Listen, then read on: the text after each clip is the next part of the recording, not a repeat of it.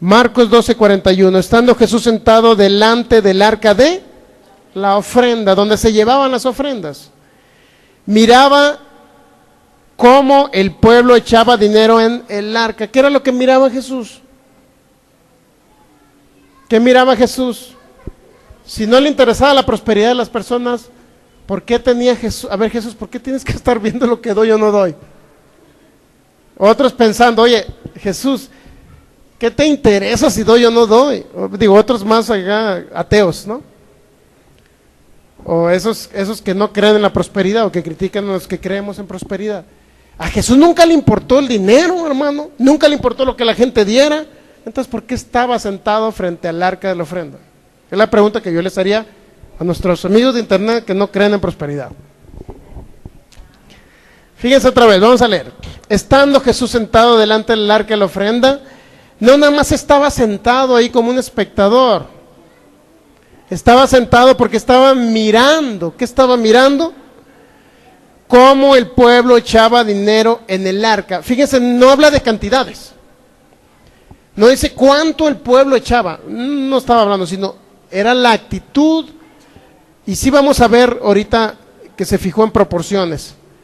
Pero era una actitud lo que veía Jesús en ellos. ¿Me explico? Estando Jesús sentado delante del arca de la ofrenda, miraba cómo, dice, no cuánto, sino cómo. Cómo el pueblo echaba dinero en el arca y muchos ricos echaban, ¿qué dice? Muchos, así vio que los ricos echaban mucho. Si Jesús se hubiera fijado en la cantidad, hubiera dicho, wow, mira, qué tremendo trae un camionetón, pero trajo 100,000 pesos de ofrenda. ¿Me explico? Si Jesús hubiera visto cantidades, fíjense, si hubiera visto cantidades, pero Jesús vio cantidades muy grandes en personas, pero no se fijó en las cantidades. Fíjense bien, fíjense bien. Miraba cómo el pueblo echaba dinero en el arca y muchos ricos que echaban mucho, o sea, se dio cuenta que había gente que echaba mucho, ¿sí o no? Pero fíjense lo que dice.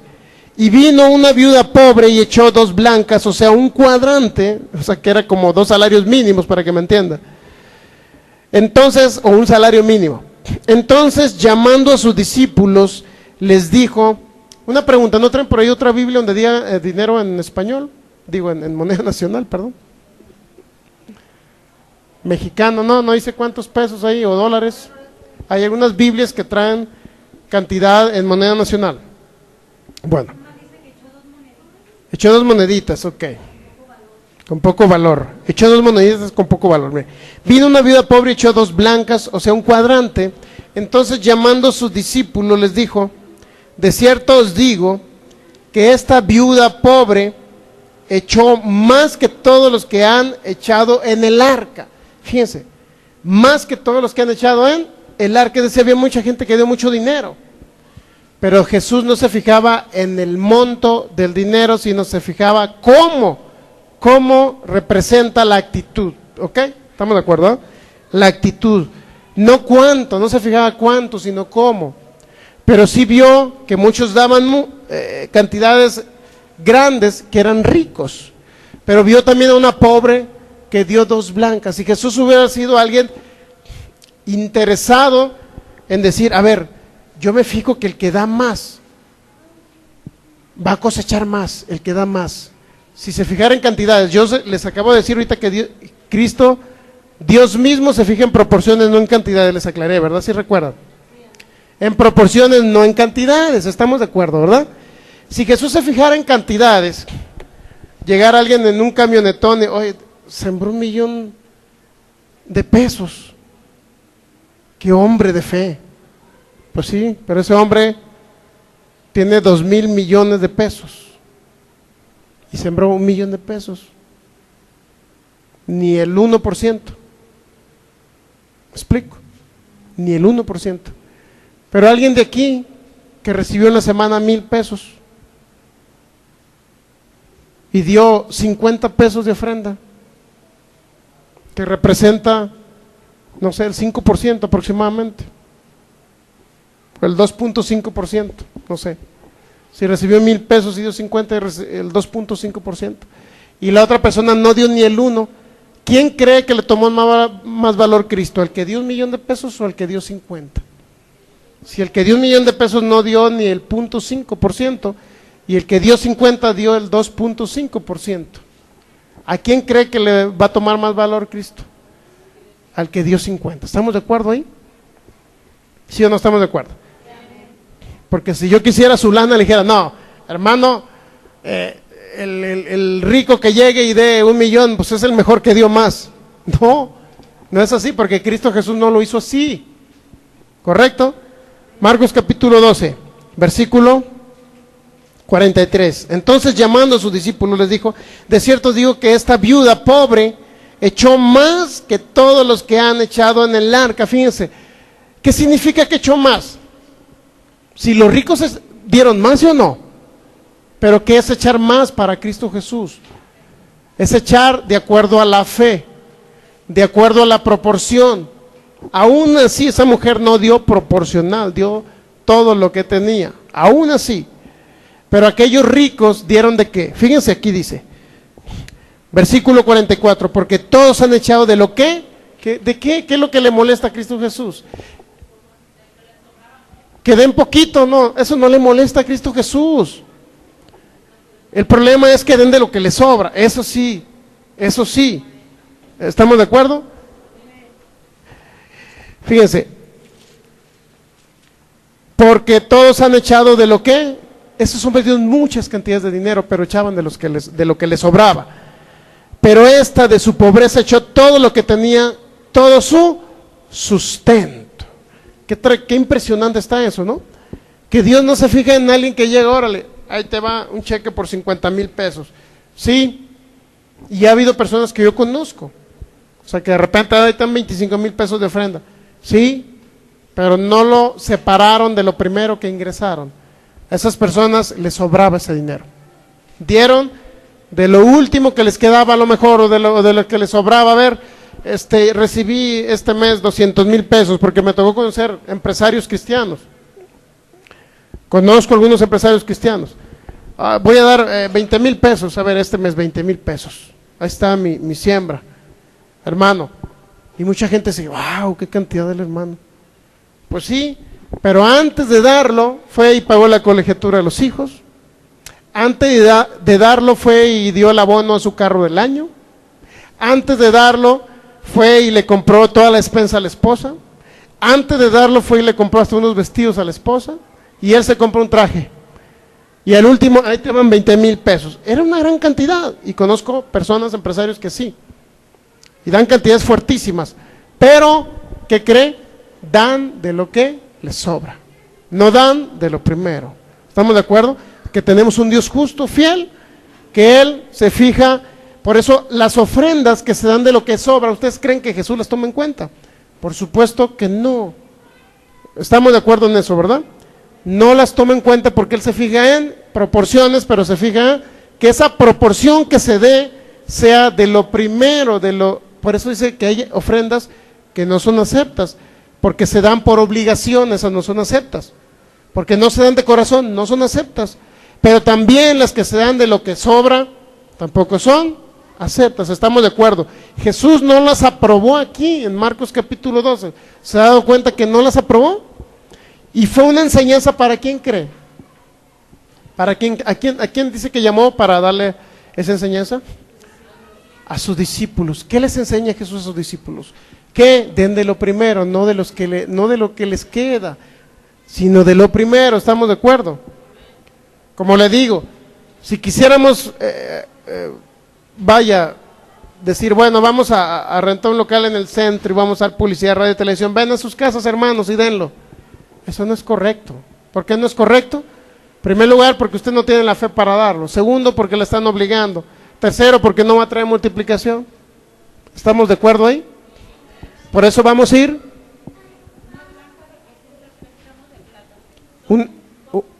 ¿una qué? Una blanca representa 3 gramos de plata, es decir, ¿eran cuánto dice aquí? A ver, Marcos capítulo 12, me lo está moviendo mucho el aire aquí. Marcos 12, echó 2 blancas, que representa 3 gramos de plata. ¿Y 3 gramos de plata cuánto cree que equivale aquí en Guadalajara? 50 pesos se me hace mucho, ¿no? 30 pesos, 20 a lo mejor. 20 pesos dio esa mujer, aproximadamente. Un poquito menos. Pero dio más que muchos ricos. Y eso dijo Jesús. Jesús no se fijaba en las cantidades, se fijaba en los corazones que daban de acuerdo a su fe, daban proporcionalmente. Eso es lo que se fijaba Jesús. ¿Se da cuenta?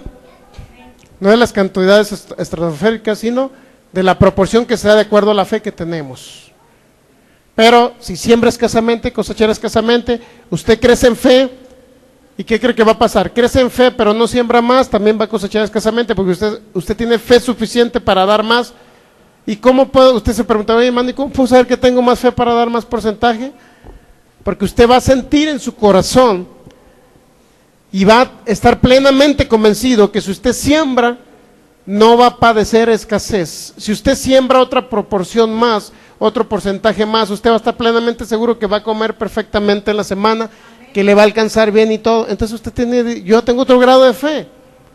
Entonces usted ha entendido que tiene otro grado de fe para dar generosamente y no escasamente. Entonces Jesús se fija en la proporción, no en las cantidades. ¿Estamos de acuerdo hasta ahí? Se fija en que las personas den de lo primero, de lo que separan, no de lo que les sobra. ¿Se ha dado cuenta que no debemos de dar para Dios de lo que nos sobra? En Génesis capítulo 4 es un ejemplo muy claro que las personas de fe dan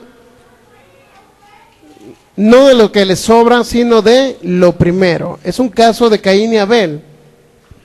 Conoció Adán en Génesis capítulo 4 versículo 1 a su mujer Eva, la cual concibió y dio a luz a Caín y dijo, por voluntad de Jehová he adquirido varón.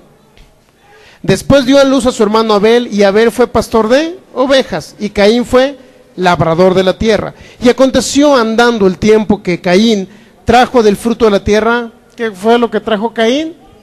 Una ofrenda. ¿Cuántas ofrendas eran? Una. Que le quede muy claro, una ofrenda.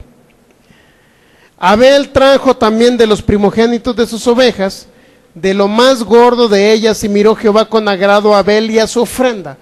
¿Qué dice que Dios vio con agrado qué? La ofrenda de Abel, porque era una ovejita y el otro llevaba fruto del campo, hermano, ¿por eso será? No.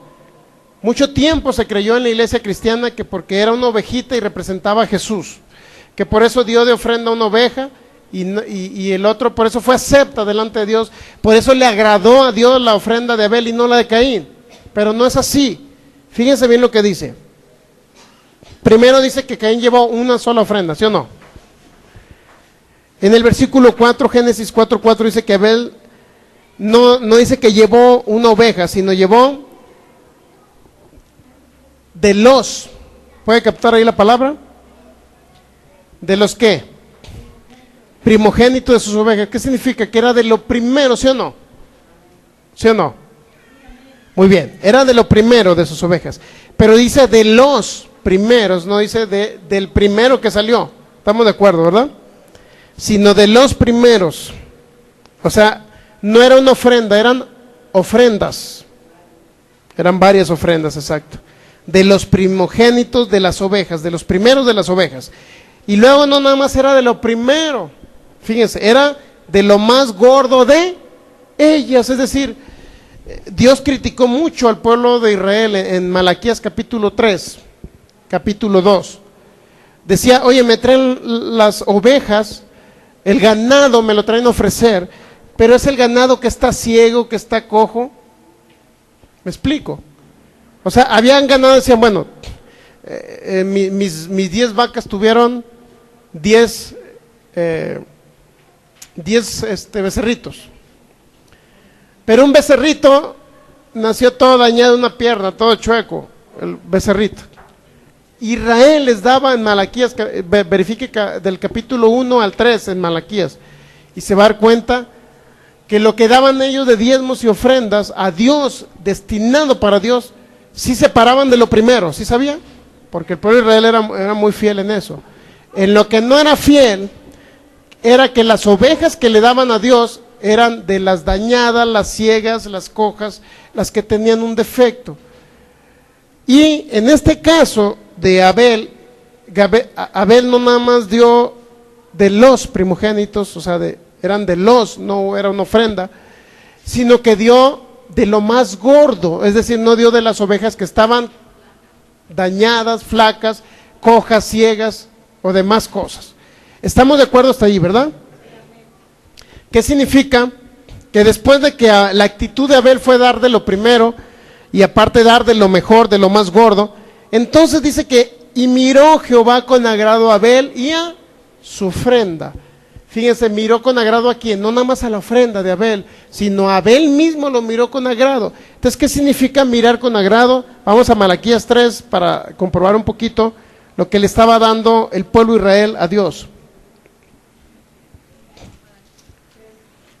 Malaquías capítulo 1, por ahí, ahorita le digo el capítulo.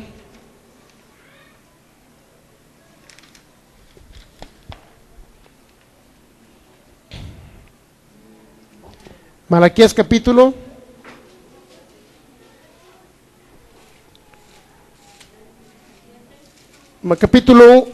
desde el 1, mire, fíjense.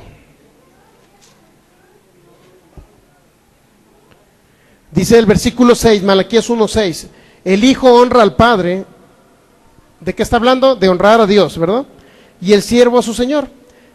Sí, pues soy yo padre, ¿dónde está mi honra? Y fíjense lo que está diciendo Dios. Oye, si yo soy su padre, ¿por qué no me honran? Y si soy señor, ¿dónde está mi temor? Dice Jehová de los ejércitos a vosotros, oh sacerdotes, que menosprecian mi nombre y dicen, ¿en qué hemos menospreciado tu nombre? Fíjense, ¿están menospreciando a quién? A Dios. ¿Pero por qué lo están menospreciando? El nombre de Dios. En que ofrecen sobre mi altar pan inmundo y dijiste, ¿en qué te hemos deshonrado?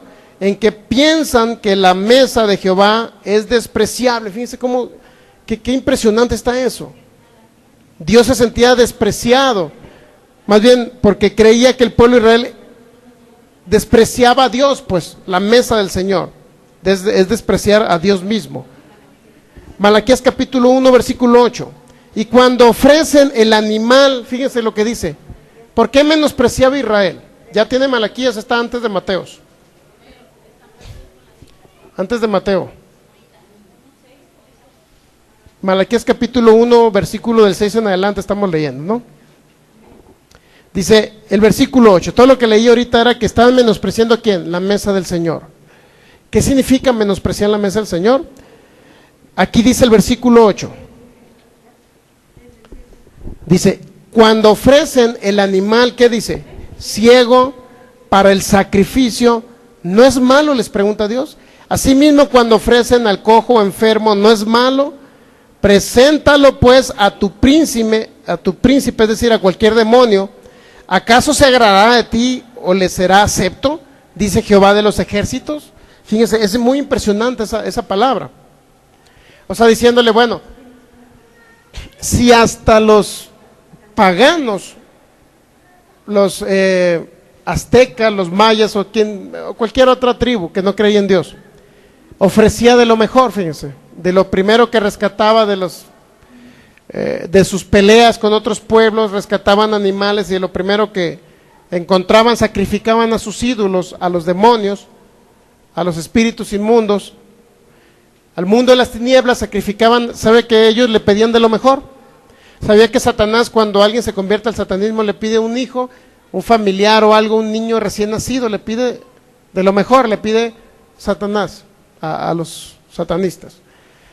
Por eso Dios les está diciendo, oye, si aquellos príncipes, que es el príncipe de las tinieblas, y esos príncipes paganos les exigen a ustedes que entreguen de lo primero, ¿por qué a mí me van que soy su padre? ¿Por qué eso les está diciendo yo soy su padre? ¿Por qué me van a entregar de la ciega, de la coja, de la que está enferma? Imagínense una vaca con tuberculosis, ahora hay que ofrecérsela a Dios. Pues no, eso es lo que decía Dios, ¿cómo es posible que pero sí le sacrifican a Moloch y a aquellos dioses cuando se fueron a Babilonia. A ellos sí agarraban el mejor corderito y se lo sacrificaban, y a mí vienen a darme lo peor. No, no es así. Delante de Dios es algo que no le agrada a Dios, eso, para que me entiendan, o le desagrada. Malaquías 1:8. Y cuando ofrecen el animal ciego para el sacrificio, ¿no es malo?, le dice Dios. Les pregunta. Asimismo, cuando ofrecen al cojo o al enfermo, ¿no es malo? Preséntalo pues a tu príncipe. ¿Acaso se agradará de ti o le será acepto? Dice Jehová de los ejércitos. Entonces es algo muy impresionante. Y luego dice el 9. Ahora pues orad por el favor de Dios para que tenga piedad de nosotros. Pero ¿cómo podéis agradarle si hacéis estas cosas? Dice Jehová de los ejércitos. A Dios se le agrada por fe, y la fe tiene como consecuencia de separar lo mejor, lo más grato, lo más gordo de lo que nosotros recibimos para ofrecérselo a Dios. Esa es la fe que trae como consecuencia el dar de lo primero, así como Abel dio de lo primero. Hebreos capítulo 11 dice que, versículo 6, dice, me voy a ir un poco rápido para terminar, va a quedar grabado. Dice, pero sin fe es imposible agradar a Dios, porque es necesario que el que se acerca a Dios crea que le hay y que es galardonador de los que le busca. Si usted se acercó a Cristo y usted siembra, crea que Dios es recompensador y le va a multiplicar lo que usted da. En ese sentido, sin fe no se le puede agradar a Dios. Es decir, en el versículo, fíjense, Hebreos capítulo 11, versículo 4, dice, por la fe Abel, ¿qué dice? Ofreció a Dios más que excelente sacrificio que Caín, por lo cual alcanzó testimonio que era justo, dando Dios testimonio de sus ofrendas y muerto aún por ella. Es decir, fíjese, y muerto, dice, o sea, ya se murió, después de muerto Abel, aún habla por ella, por las ofrendas que dio Abel. Todavía hablan esas ofrendas, porque está escrito que Dios se agradó a través de esas ofrendas que era de lo primero, de lo más gordo. Entonces, fíjense, el versículo 4 es muy importante para que usted entienda que por la fe agradó Abel a Dios, pero alcanzó testimonio de que era justo, y no nada más eso, sino Dios dio testimonio de sus ofrendas. Imagínense, Dios diciendo, mi hijo Abel es un gran nombre de fe, porque dio de lo primero, de lo más gordo, de lo mejor. Dios daba testimonio de lo que hacía Abel. ¿Usted cree que Dios no va a dar testimonio de lo que usted hace? Si usted separa lo primero y lo hace con fe, de lo más gordo, ¿qué significa de lo mejor? No de lo que le sobra. ¿Me explico? Entonces es importante entender que hay ofrendas que Dios no acepta y no tienen multiplicación. Por eso debemos de aprender a dar de lo primero y de lo mejor, de lo más gordo. Luego, fíjense, debemos entender algo muy importante, que hay ofrendas que no son aceptas a Dios, que nuestras ofrendas deben de ser de lo primero. Esa es una ley también de la siembra y la cosecha. Debe entender usted que la cosecha es un milagro también. Así como leímos ahorita en Marcos 4, 26 al 29, leímos que la semilla se siembra en la tierra. Dice, es como un hombre cuando duerme y se levanta de día y de noche. La semilla brota, la semilla trae espiga y en un momento trae fruto. Así mismo va a ser la multiplicación de usted. Me explico, de lo que usted ha sembrado, así va a tener su proceso. Y en pocas palabras va a ser un milagro. Va a ser un milagro. No piense usted cómo le va a hacer Dios, solamente usted crea que Dios lo va a hacer y le va a traer esa multiplicación. Así es que la cosecha es un milagro. Otra de las cosas importantes, que cuando usted siembra en buena tierra. Mateo capítulo 13. Mateo capítulo 13,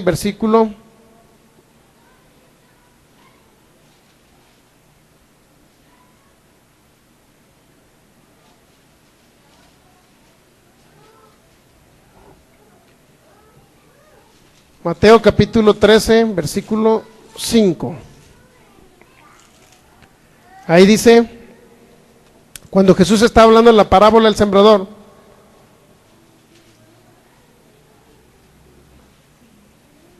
dice que Jesús, dice el versículo 3, Mateo 13, versículo 3, dice que les habló muchas cosas por parábolas, diciendo aquí el sembrador salió a sembrar. Y mientras sembraba, fíjense lo que le dijo Jesús, parte de la semilla cayó ¿dónde? ¿Dónde cayó? Junto al camino. Y vinieron las aves y la comieron, pero parte cayó en pedregales donde no había mucha tierra, y brotó pronto porque no tenía profundidad de tierra. Pero salió el sol y se quemó porque no tenía raíz, se secó. Fíjese lo que pasa con la semilla que se siembra entre pedregales, donde no hay profundidad de tierra. Y parte cayó sobre espinos y los espinos crecieron y la ahogaron, dice el versículo 7. Pero dice el 8, pero parte cayó en buena tierra y dio fruto, cual a 100, a 60 y cual a 30 por uno. Y luego dice el que tenga oídos para oír, oiga. ¿Qué significa? Que cuando una semilla cae en profundidad de tierra, cuando no cae y no tiene profundidad de tierra. Regularmente cuando habla Jesús en profundidad de tierra, se refiere a que la persona va a ser un buen terreno, pero profundidad de tierra también significa que tiene la palabra de fe. Es decir, ¿en qué sentido la palabra de fe, hermano? Porque se profundiza en lo que Dios ha dejado en su palabra. ¿Me explico? Hay profundidad de tierra porque se profundiza en su palabra. Cuando usted siembra su semilla y dice, bueno, es que voy a sembrar ahora en otra iglesia que está aquí a la vuelta de la esquina. Un ejemplo, ¿no? En el reino de Dios, ¿cuántos saben que no nada más es Sergio Soto, no nada más Arnoldo Gutiérrez, no nada más Bernardo de los Mochis? Hay muchos terrenos, muchas iglesias donde hay un pastor encargado, ¿correcto? Hay unos pastores que van y llevan la palabra por encimita. No profundizan en la palabra, le enseñan salvación a la gente, nunca sanan, están todos enfermos y pobres. No hay profundidad de palabra porque esa palabra que le están dando solamente abarca la salvación. No hay profundidad de tierra, siémbralo ya y no va a tener la multiplicación a que lo sembrara en una iglesia de palabra de fe. Eso sí se lo puedo garantizar, en una iglesia de palabra de fe, donde hay profundidad de palabra, donde escudriñamos la palabra a fondo, para que me entienda. Tiene mucho que ver que usted siembre su semilla en una iglesia de palabra de fe. Y fíjense bien, ¿para qué le sirve que Dios lo prospere a usted? ¿Cuál es una de las funciones? Aquí viene.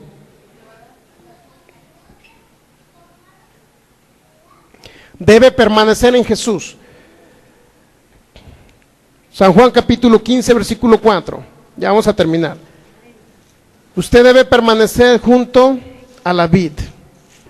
Si no permanece, es decir, alguien puede decir, hermano, no me congrego yo en ningún lugar. Pero sí, en Estados Unidos está un ministerio donde yo doy mis diezmos y mis ofrendas. Y estoy sembrando continuamente.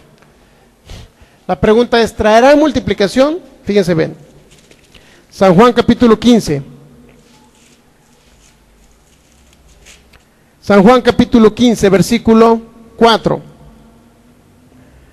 Dijo Jesús estas palabras: permaneced en mí y yo en vosotros.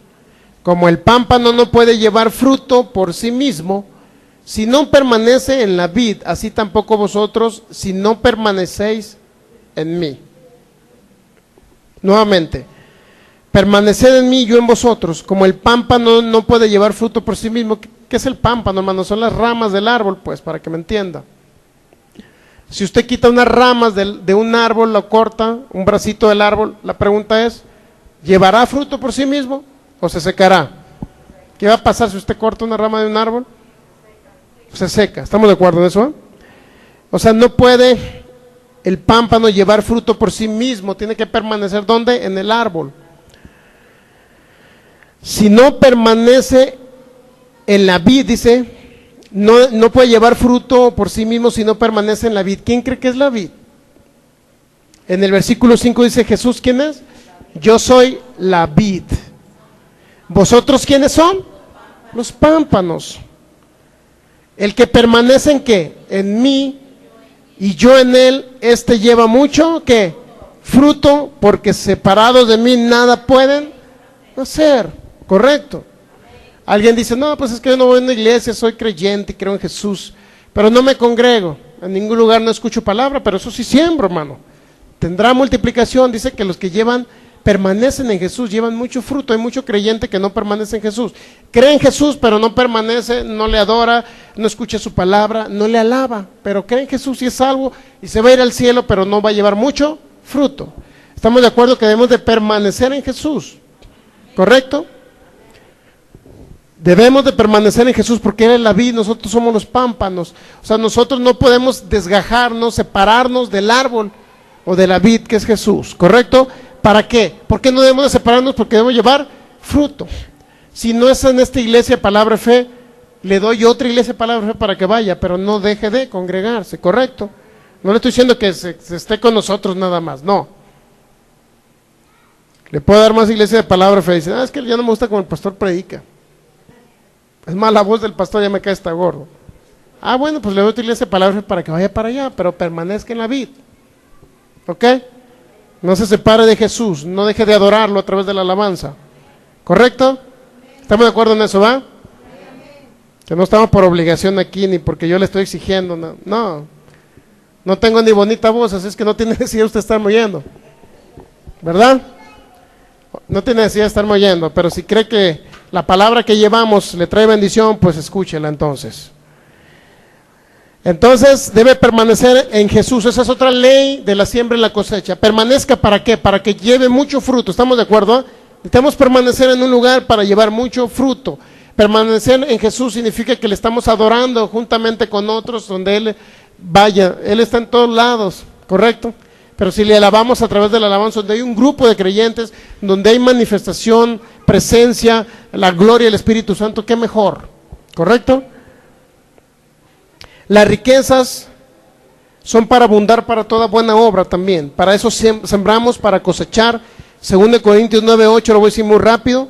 Dice, poderoso es Dios para hacer que abunde en vosotros toda gracia, a fin de que teniendo siempre en todas las cosas todo lo suficiente, abunden para toda buena obra. O sea, es decir, usted prospera, Dios le abunda, Dios le multiplica para que usted también pueda operar o dar para toda buena obra. Va a abundar para dar para toda buena obra, es decir, para que se predique el Evangelio.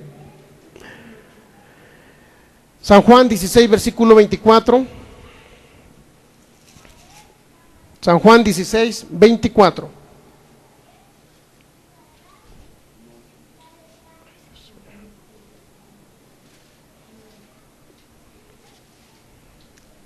Si quieres, párale, me hubieras dicho ahí y borra los primeros videos y te espero, no hay problema. Lo importante es no grabar con eso, pues.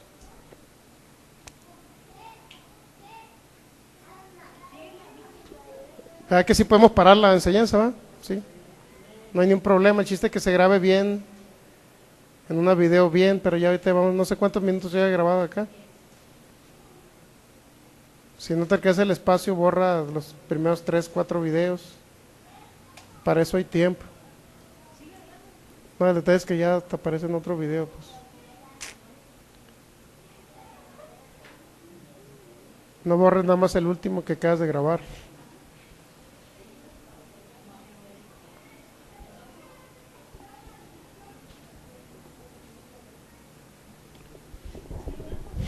No, necesito que borra los videos. Estamos de acuerdo entonces que con estas leyes de la siembra y la cosecha le va a ir muy bien a usted. Yo estoy plenamente convencido porque los grandes maestros de fe de otras ciudades de Estados Unidos les ha ido muy bien, a sus congregantes les ha ido muy bien, han prosperado de una manera abundante porque han enseñado estas leyes de siembra y de cosecha. Si quieres, bórrate un video.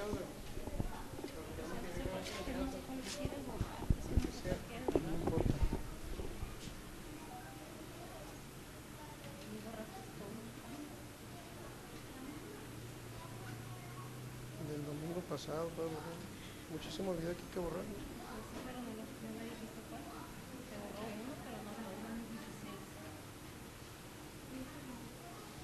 Pero que no quiere que me tire esos videos. ¿Cómo lo voy a sacar de ahí? Sin problema.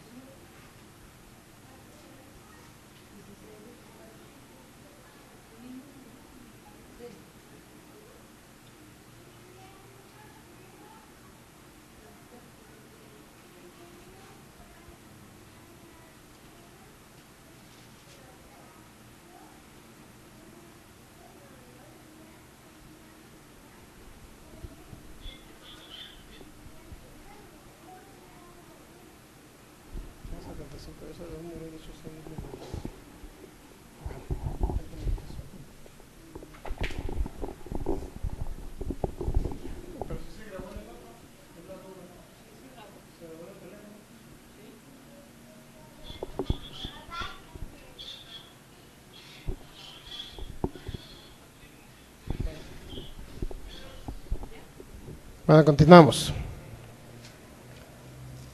Muy bien.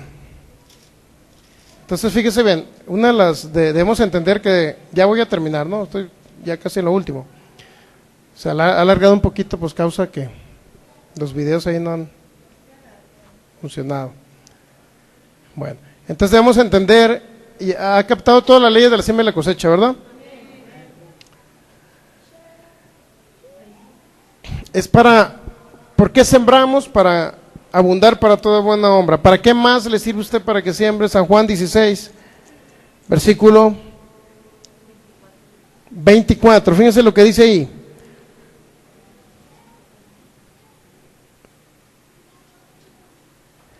Hasta ahora nada habéis pedido en mi nombre, dijo Jesús. Pedid, ¿y qué va a pasar si piden? Recibiréis. ¿Para qué pedimos? ¿Para qué sembramos y pedimos, vaya? ¿O para qué sembramos y recibimos? Porque la palabra pedir también esto significa demandar. Pedid y recibiréis, dijo Jesús. ¿Para qué se reciben las cosechas de Dios? ¿Para qué se reciben los frutos? ¿Para qué se recibe la multiplicación de lo que usted siembra, de su semilla? ¿Para qué se recibe, si usted siembra dinero y Dios le da milagros financieros, Dios le empieza a prosperar por medio de otra forma? ¿Para qué es todo esto? Fíjense, ¿para qué dijo Jesús? Para que vuestro gozo sea cumplido. ¿Qué significa que vuestro gozo sea cumplido?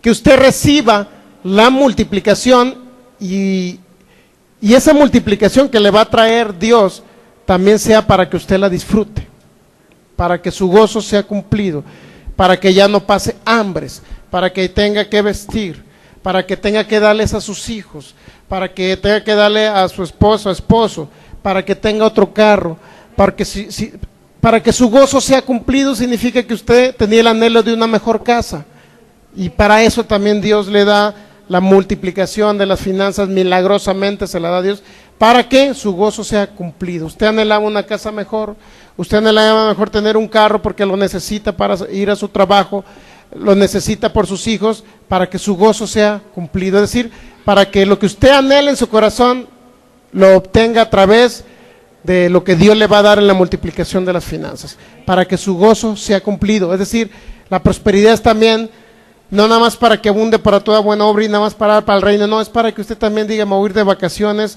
a tal ciudad, me voy a ir de vacaciones, tengo ganas de conocer a lo mejor Estados Unidos, me voy a ir de vacaciones, tengo ganas de irme de vacaciones a tal ciudad, etcétera, para que su gozo sea cumplido, es decir, para que disfrute la prosperidad, para que la disfrute su familia, para que usted diga: ahora me merezco ir a comer a un buen restaurante, no nada más comer en mi casa, pero Dios me da esa abundancia para que yo pueda también comer en un restaurante algo que a mí me gusta. ¿Me explico? Entonces, para que su gozo sea cumplido también es la prosperidad de Dios. Por eso sembramos, le creemos a Dios en esa área. Proverbios capítulo 11, versículo 25.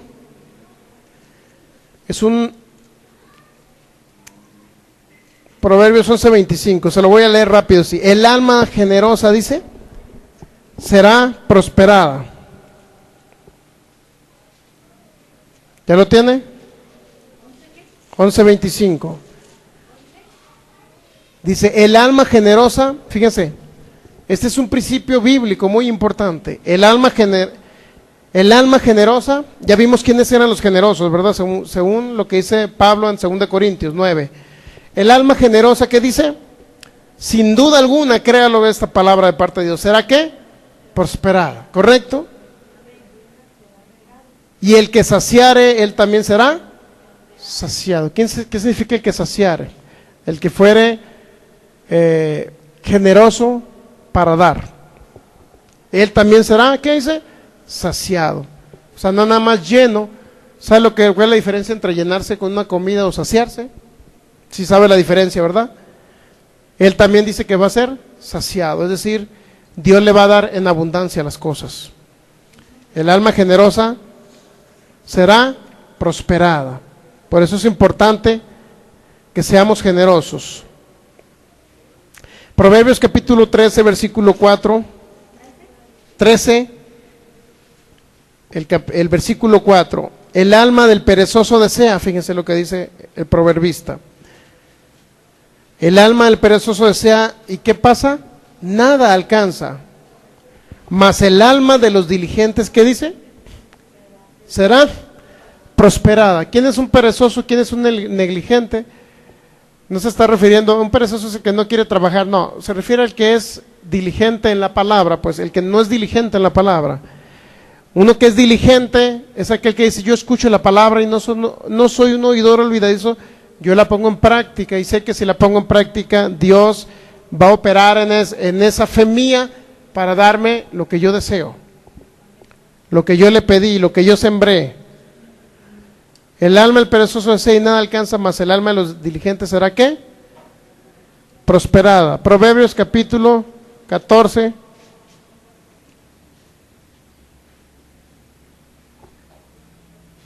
Proverbios 14, 23. Dice, en toda labor, ¿qué dice?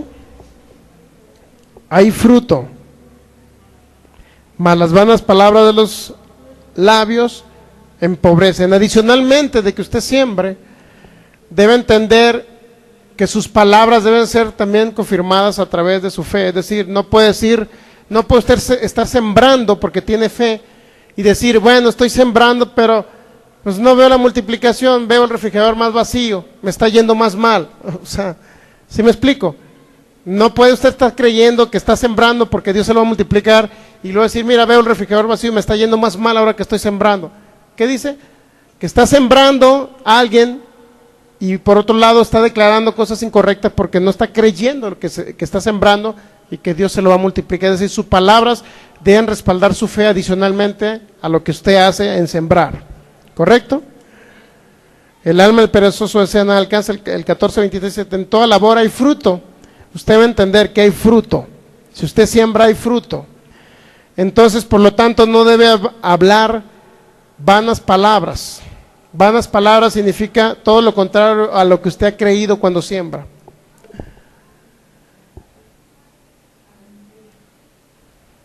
Entonces es importante que usted capte que Dios lo desea, que usted sea prosperado en todas las cosas, es decir, hablando de cosas materiales. Y que hay un tiempo en que siembra y un tiempo de cosecha. No se desespere, siempre va a haber la multiplicación de lo que ha sembrado. Dios jamás lo va a dejar avergonzado. Y por último, sea paciente en esperar con esa expectativa de que Dios va a hacer un milagro en su vida. O sea, no piense que diga, bueno, es que a lo mejor sembré y nunca voy a cosechar. Nunca ande pensando en eso. Sembré y esté a la expectativa de que Dios va a hacer algo en su vida. Va a crear milagros poderosos para que usted reciba lo que ha sembrado.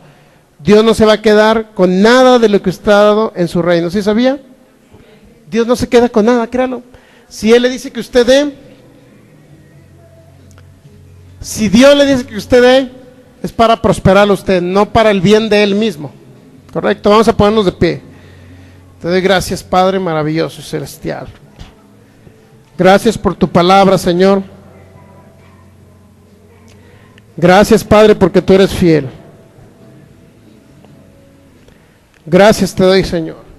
Gracias porque sé que eres un Dios bueno, eres un Dios fiel, Señor. Hemos concluido conociendo, Señor, estos principios tan importantes que nos has dejado en tu palabra. Porque sabemos que tú no nos quieres pobres, Señor, sino que tú nos amas, Señor, con amor entrañable, como tus hijos que somos. ¿Y qué padre le va a dar a su hijo una serpiente? ¿Qué padre le va a dar a su hijo una piedra si le pide pan? Solamente los padres que no aman a sus hijos, pero tú eres un Padre amoroso y bueno. Y nos has amado con amor eterno del principio de la creación, mi Dios. Y por eso yo creo, Señor, que tú deseas lo mejor para nosotros, que somos tus hijos, Señor, que hemos creído en tu nombre, que somos de los descendientes, Señor, tuyos aquí en la tierra. Te doy gracias, maravilloso Padre hermoso, gracias. Gracias porque eres fiel a tu palabra, porque nunca fallas. Y creo yo que si siembro, tú me vas a traer una multiplicación extraordinaria, milagrosa, Señor, en el nombre de Jesús. Algo fuera del ordinario, Señor, porque tú trabajas en lo extraordinario, en lo sobrenatural. En el nombre de Jesús, yo decido creer a tu palabra, yo decido creer a tus promesas, yo decido poner en práctica, en obra tu palabra, Señor. Gracias, Señor, porque sé que la prosperidad también no nada más es para abundar, para toda buena obra, sino también para que como tus hijos disfrutemos lo que tú nos das cada día, Padre. Gracias, gracias por todas las cosas grandes que has hecho y por lo que seguirás haciendo, Señor, en creyentes que hemos establecido tu palabra en nuestros corazones. Gracias, mi Dios. Gracias, Padre Celestial, por el amor tan grande que nos has dado. Gracias, Padre, por tu fidelidad tan grande, mi Dios. Gracias, Señor. Yo decido creer a tu palabra, porque sé que tu evangelio, Señor, tiene que llegar, Señor, al final de la tierra, Señor, hasta los rincones, Señor. Tenemos que llegar con tu palabra, Señor. ¿Y cómo podremos llegar, Señor, si no te creemos en las áreas financieras? Solamente tú eres el único que nos puede dar el milagro creativo que requerimos a través de nuestra fe. Decidimos sembrar y creemos firmemente que el milagro ya está, Señor. Que el milagro ahí está listo para nosotros. Que el milagro de multiplicación está listo. Gracias, Señor. Gracias por tu palabra. Gracias porque terminamos esta serie, Señor, comprendiendo que eres un Dios que has prosperado a Abraham, Isaac, a Jacob, a Moisés, a otros hombres, Señor, que te creyeron a tu palabra, mi Dios. Gracias, gracias porque eres fiel. Gracias por todo lo que nos das en el nombre de Jesús. Yo creo, Señor, lo que dice tu palabra. Yo creo, Señor, en la multiplicación. Yo creo, Señor, que tú eres fiel en el nombre de Jesús.